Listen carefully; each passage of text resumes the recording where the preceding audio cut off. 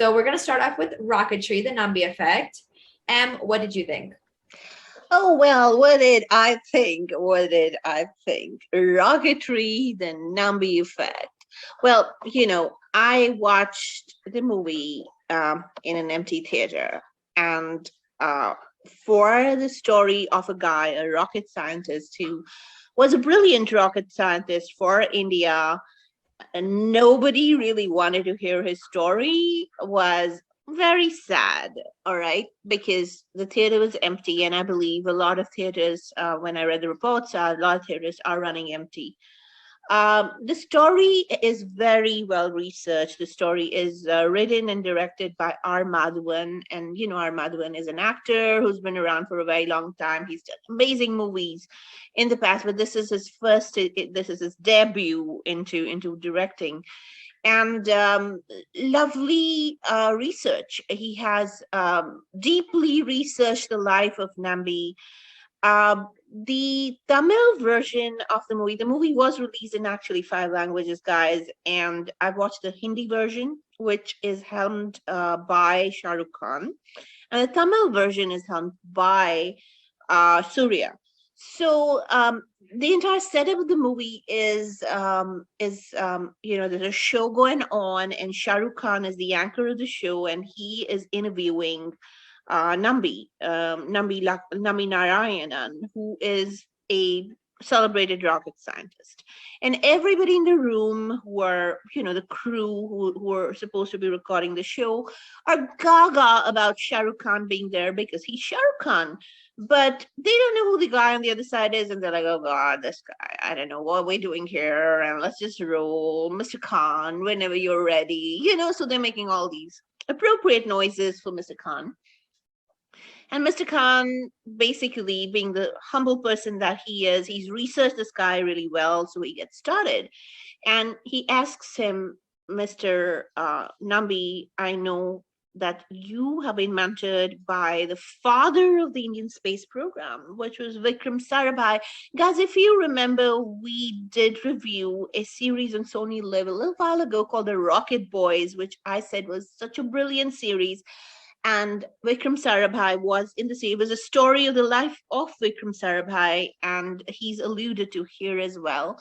So Nambi was mentored by Vikram Sarabhai, and Nambi, and he also worked with APJ Abdul Kalam, who later became the president of India as well.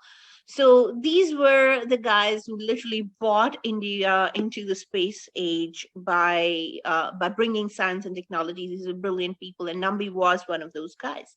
So he tells Shahrukh about his association not only with Vikram Sarabhai, but how Vikram Sarabhai actually taught him how to think outside the box, how to he actually helped him be himself and become such a thinker. Also helped him get into Princeton, where he went on a NASA scholarship, and was his that entire story of how he actually landed in Princeton, pointed out mistakes of professors that nobody else had pointed out, but also met and worked with an international group of people, very brilliant minds, but also got mentored by professors who are the best at what they do. And did some really amazing research. So, what people normally end up doing in 3 years, this guy was able to finish in 8 months or 9 months, something of that sort. So, that was how brilliant Nambi was as a scientist. He come After he finished Princeton, he got an offer from NASA, obviously because he was at Princeton on a NASA scholarship, guys. By the way, so that was American taxpayer money right there. And though he did get an offer from NASA, he refused the offer and came back home to India to work with the Indian Space Research Organization. He actually went out and cracked quite a few impressive deals for ISRO. Like, for example, he went and met the Rolls Royce owner of Rolls Royce and got cryogenic engines from them at no cost. He cracked such immense deals for the Indian space program that really got whatever the world was putting time, effort, and billions of dollars into, India would end up putting millions and use their brains to do the same thing at a lower cost. The start of the movie was just the math of it all. Everybody's Mars program was billions of dollars, and India's Mars program, successful in one attempt, was around $90 million. Back to you, Em. Well, the story was extremely detailed. It just went deep into what a genius this guy was. Where I thought I was very disappointed were a few things. Number one, the fact I really loved the way he cracked deals, but I didn't like that the Indian Space Research Program, as a whole, the character of the program was shady. In the sense that they went to France. They didn't tell the French people what they really wanted. They all learned French, but the French guys did not know they could understand what was going on. So they clandestinely, literally worked with the French people, understanding the technique without telling them what they were doing, and ended up learning from them and literally creating their technology based on their know-how. Um, I thought that wasn't moralistically okay. They should have been upfront about what they're trying to do over there. They shouldn't have just gone there undercover and try to figure out what the French were doing. I thought that wasn't morally okay. Then, of course, the movie is extremely technical. So there's a lot of scientific procedural sequences. And because the movie is back and forth in an interview, so Shahrukh Khan asks him a question and Nambi Narayan then answers. And Nambi Narayan is actor Madhavan in most of the sequences. So it's a story that it's disjointed in the sense that the narrative is broken. It is not a straightforward narrative. He's just answering the questions, so the movie flows in a very disjointed manner. When the movie comes to the point where the entire scandal of how he got embroiled in, he was blamed for being an anti-national. He was in a scandal where he was supposed to have sold India's secrets to the Pakistanis. That's what he was blamed for. That entire sequence was so sketchy. They show him being tortured, but they don't show the case. What was exactly the case? How did the case come about? How did he get himself out of the case? How was he proven wrong? The scenes and the writing around all of that was very sketchy. So that kind of made it kind of a hurried job for me. So I just didn't understand it. To make the movie look very patriotic, there's this propensity to make Indians abroad or non-Indians look stereotypically very caricaturish, and not only caricaturish, but not good enough.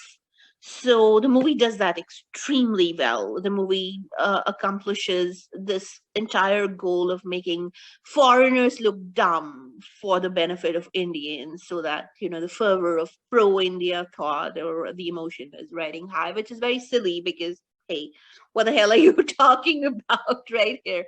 Very, very stereotypical in the American-Russian feud, the American consumerism. Oh, you American idiots! Those the stereotypical words being used, the stereotypical American being used, the stereotypical women thing being used. Everything was so stereotypical, especially in the scenes shot in America, that it was weird.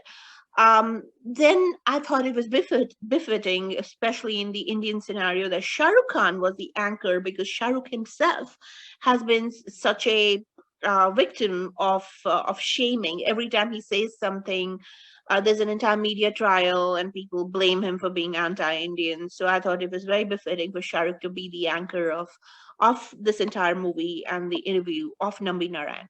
In the final sequences, actor Madhavan is replaced very nicely by Nambi himself.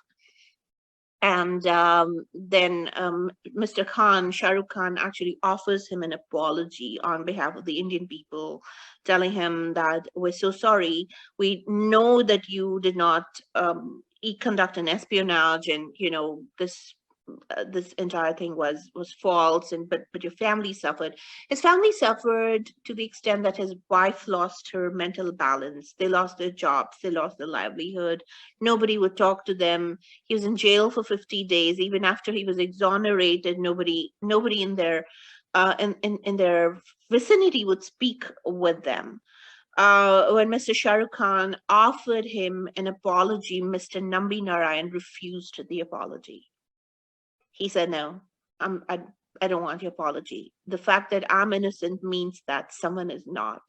Well, who was it who actually did it? We're given an angle that was NASA or DOD that was the actual mastermind behind these attacks, in a very Rule 56-ish kind of a moment, where no evidence or narrative is laid out, or even a setup provided to prove there was indeed NASA or DOD that was responsible for Mr. Nambi, and that indeed the Americans were so afraid that India might beat them in the satellite game, commercial satellite game, or getting to the moon, or space game. Come on, for God's sake. But that entire thing seemed a little bit mythic, and it wasn't really the entire anti-American rhetoric throughout, from a guy who actually received a NASA scholarship to go to Princeton on American tax dollars, seems a little bit too much. But yeah, it doesn't take away from the fact that R. Madhavan did write a really brilliant script, and it was a good, meticulously done job. And I hope the movie does well. I hope it piques the interest of people, and people do go to the theaters to watch it in a bit.